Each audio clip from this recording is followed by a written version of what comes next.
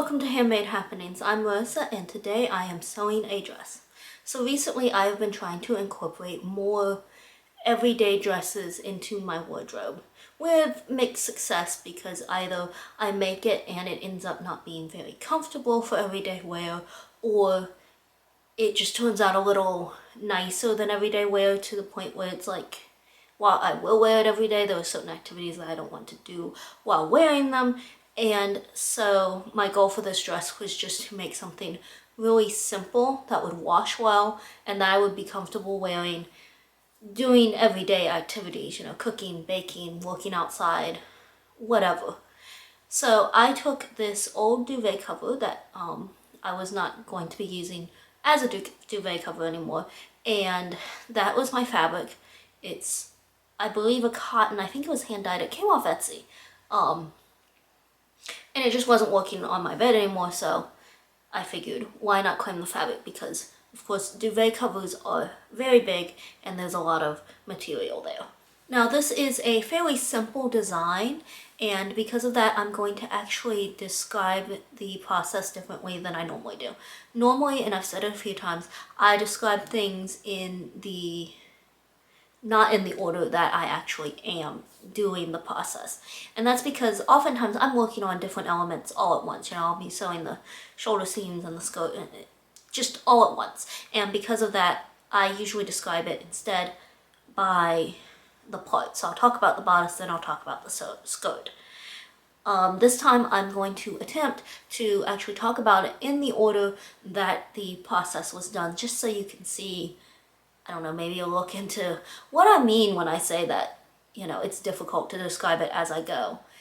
And also just to make this a little more interesting.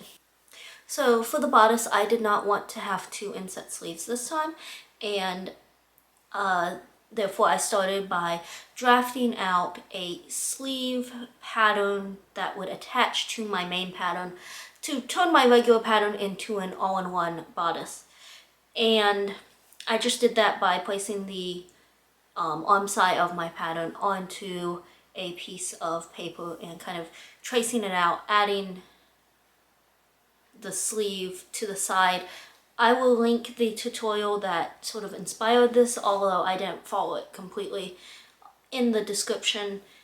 And I'm not going to go into it much more than that, only because then it's just going to turn into a tutorial, and that's not the goal of this video. So I just kind of traced a template that I literally paper clipped onto my main pattern, and that was because I didn't have enough paper to draft a full pattern at the time.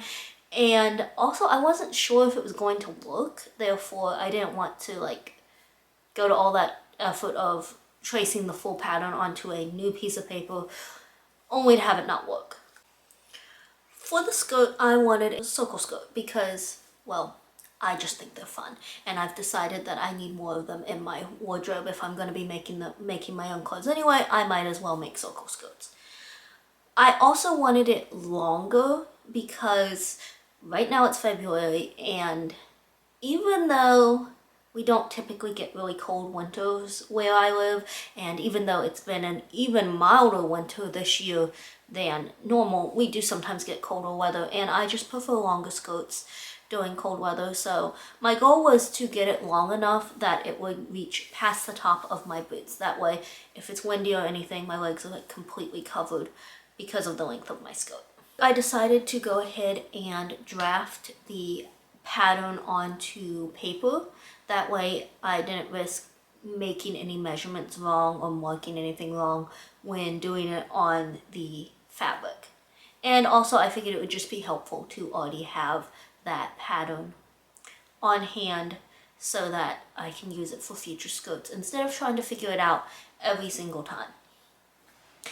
In order to do that though, I needed the waist measurements, so I cut out my front and back bodice pieces and went ahead and stitched the center darts on the front bodice, and then measured the waist of both and added them together to get the waist measurement that I needed, including seam allowances, because I was drafting it to be cut into panels, because with the exception of this fabric, most of the time for the length that I wanted, I'm gonna have to cut it in 2 panels just because the width of fabric isn't going to be wide enough to cut the whole skirt all in one go. The waist measurement and all the other calculations that needed made for a circle skirt, I went downstairs and traced out my pattern onto the back of some wrapping paper.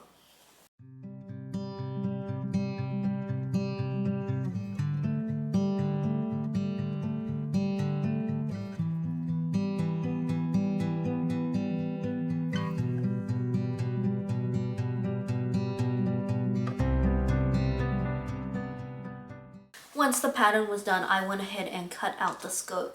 And in this case, because of the fabric that I was using, it actually was large enough to cut the entire skirt with no seams.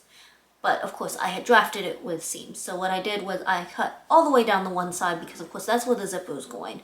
And then on the other side, I didn't cut all the way down, but I did cut a slit deep enough to insert the pockets. And what that's going to do is later after I add the pockets and I will need to close that slit, and that basically requires a seam and should then correct everything so that the skirt attaches to the bodice without any gathering, just like it should. After that, I also cut out the pocket pieces as well as the neckline facing pieces.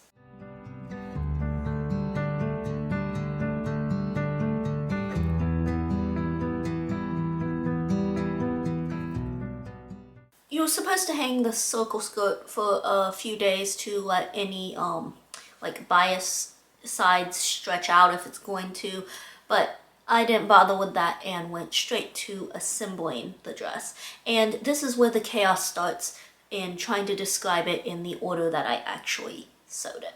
One of the first things I did, and I honestly don't remember if I filmed it at all, was serge all the way around the 4 pocket pieces as well as the side seams where I had cut that long slit down the skirt, as well as the shorter slit on the other side, just to go ahead and have those finished. I find it's easier that way if they're finished before I assemble the pockets and everything. Then I stitched one of the shoulder seams of the bodice together, as well as one of the shoulder seams of the neckline facing. Following that, I attached one pocket onto one of the side seams of the skirt. And you'll notice what I'm essentially doing is I'm always keeping something on the sewing machine at all times. In this case, usually a pocket gets left and then I would just pull the bodice off and pin it for the next step. So that's how this is going to go, and why you're going to see a lot of references to pockets as we go on.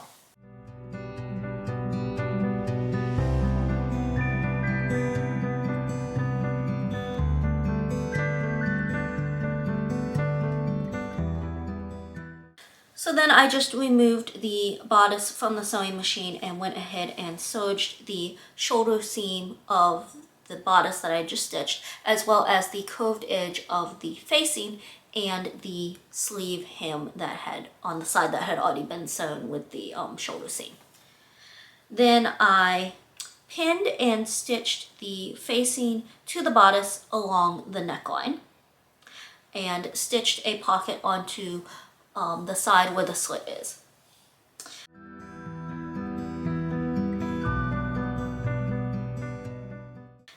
Next, I stitched that remaining shoulder seam and stitched yet another pocket on.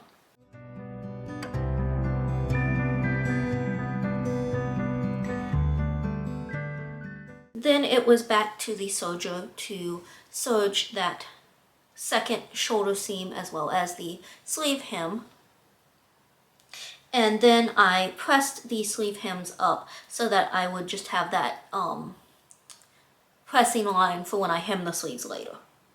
Then I pinned and stitched the bodice side seams. After the side seams were stitched, I attached the pocket bag to the one side, the side that was open all the way where the zipper is going to go. How exactly you attach the zipper with the pocket is a whole different process that I have a video on, and I will link it in the description.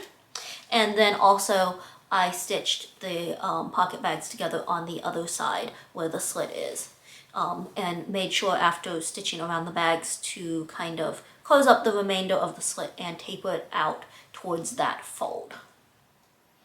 I then serged the bodice side seams and removed the entire skirt off of the machine as well, because it was time to attach the skirt to the bodice. And I just lined up the side seams, side seams all around, and stitched it very carefully, trying my best not to let any puckers get in, and then serged the waist and attached the zipper. Again, video will be in the description for the specifics on how to do that, into that side seam, and stitched that last seam closed.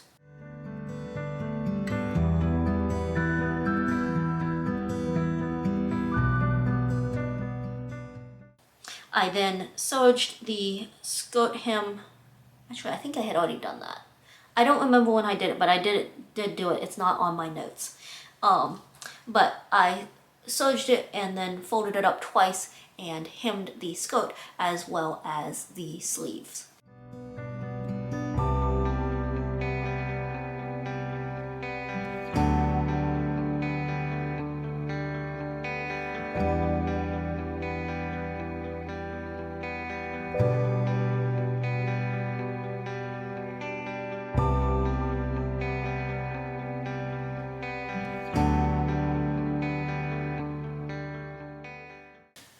And the dress is done, and I apologize if there's any confusion or, hesitation in the voiceover for this video. I was trying something new. Quite frankly, I've been reminded definitely why I don't do my videos this way, but I do think this dress came out really well. I think it is a little longer than I had originally planned, though after wearing it, it can grow on me. I don't mind long dresses. As for the bodice and the all-in-one sleeve, I don't think I will be doing it again. It was an interesting practice or try, but for me the sleeve came out a little tight at the hem. But overall, I do think, like I said, I finally succeeded in making an everyday dress that will be relatively practical and that I will be comfortable in. Thank you so much for watching.